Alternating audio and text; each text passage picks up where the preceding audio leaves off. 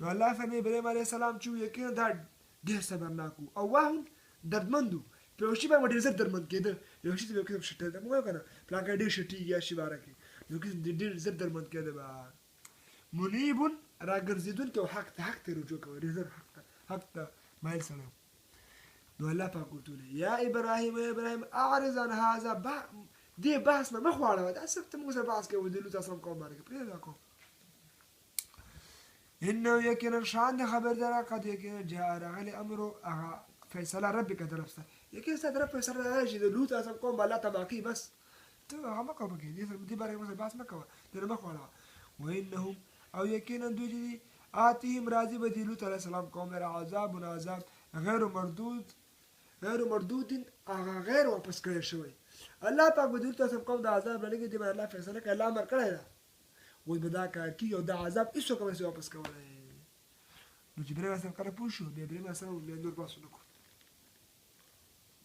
غیر مردود نه ده واپس کړی شوی ولما هر کله فرمای جاءت چې راغی رسولنا زموږ ملایکې لوط علیه السلام خیفه خپه شو به په دوی باندې لوط علیه السلام په دوی باندې خپه شو ودعاق او تنګ شو به په دوی باندې زرع سینه د لوط علیه السلام چې کله لوط اسلام د مېلمانه راغله د ملایکو ته د الکار په شکل کې راغلی لوط اسلام خو پوه ما قوم کې دا مرستیا ده قوم والا راغلی باندې ورې ټکاو په دې ورې وخته لوط اسلام خپه سه غریب او ډېر تنګ د مېلمانه ما د مېلمانه تحفظ پکار دی اوس دا به څنګه چل سي نو دې له وجې خپه په دې خپه نه چې ما کور ته مېلمانه راغله په دې خپه سه چې د مېلمانو حفاظت نه رسم کولی مېلمه حفاظت کول مېلمه ته ښایسته خوراک ورکول دا خو د پیغمبرانو کمال دی پیغمبرانو سنت ده او د مؤمن صفت ده نو لوط علیه السلام خپه سه په دې باندې چې دا خو مېلمانه اوس ما ته خپه کېږي دا بېعزته سي لوط علیه السلام پته نه ده ملایکې دي که نه وروسته پته ورته لګېږي اوس نو لوط علیه السلام خپه سو او سینه یې تنګه سوه چې دا څنګه جوړ سو وقال لوط علیه السلام ویل هذا یوم عصیب دا ورځ ده ډېره سخته ما باندې لوط اسلام چې رسول څنګه دا ډېره سخته ورځ ما باندې ښه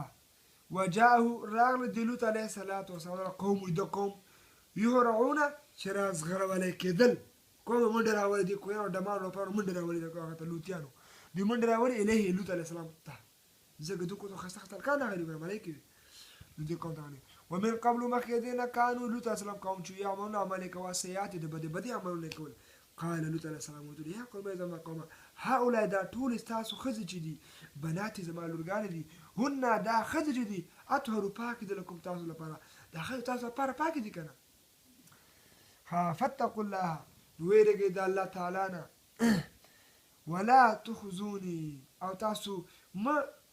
شرموئ ما فی ضیف زما مېلمنو باره کې زما مېلمنو باره کې ما مه شرموئ الیس منکم رجل رشید انشته په تاسو کې هوښیار کس قالو دې ظالمانو مجرمانو ویلې لقد یقینا ای لوط علیه السلام علمت پوهې ته ما لنا فی بناتک من حق نشته موږ لره څه حاجت ستا په لورګانې لورګانې او غلط خپلې ښځې مراد موږ ښځې منځ یو تا لورګانې چې کوم دي دې کې موږ حاجت ماجت نشته ګوره موږ دا نه غواړو وانک یقینا لوط اسلام ته چې لتعلموا پوهېږي ما هغه نورو چې موږ ویل ته پوهېږي ګوره موږ هلکان غواړو موږ جیکیان میکیان نه غواړو نه ښځې غواړو موږ هلکان موږ ګناه کوو او موږ لواطت کوو قال لوط علیه السلام ورته لو ان لی بکم کاشکې که چېرته وای زما لپاره په تاسو باندې قوت او آوي یا پناه وړی ما الی رکن یو قبیلې ته شدید چې مضبوط وي کاشکې ما سره طاقت یا ما سره قبیله وي چې ما ستاسو مقابله کړې تاسو ټول ختم کړي اوس قالو دوی ویلې یا لوط ای لوط انا یقینا رسل چا اوس ویلې دا ملایکو ویلې ملایکو ته چې ای لوط یقینا موږ چې رسول ربک موږ رسولان یو ملایکې استاد رب له خوانه لن یصلو هرگز به نه رسیږي دغه تا د کوم مجرمان د فاسقان د فاجران به نه رسیږي لیکه تا ده دا به تا ته نشي رسېدی ګوره فاسري پس بوځه بهلکه خپل اهل بقطع په یو ټوټه من اللیل د شپې نه باید د شپې په یو ټوټه کې خپل مسلمانان ملګري بوځه او ته خپله ولاړ شه ولا یلتفت شاته دې نه ګوري منکم ستاسو نه احد یو طرف به شاته مه ګوري خالي ځای نور به د الله عذاب راځي دې باندې الا امراتک مګر ستا ښځه پاتې سي انه یقینا شان د خبردره مصیبها رسیږي باندې ستا ښځې ته دې ښځې ته ما هغه عذاب اصحابهم چې دې قوم ته به رسیږي ان یقینا موعدهم وعده کله شوی دوی سره د عذاب الصبح او سهار ده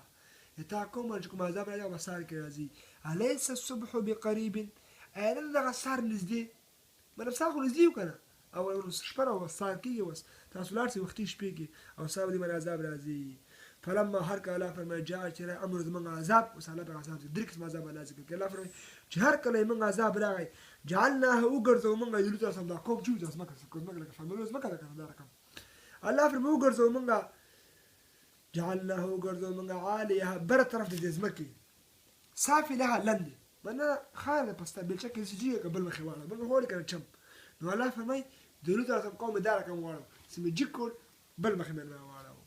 وام یو عذاب دوم ته ګوره وامطرنا الله فرمایي باران وکړو علیها د لوط علیه قوم باندې حجارة د تیږو من سجیل چې هغه په اور باندې پخ شوی وي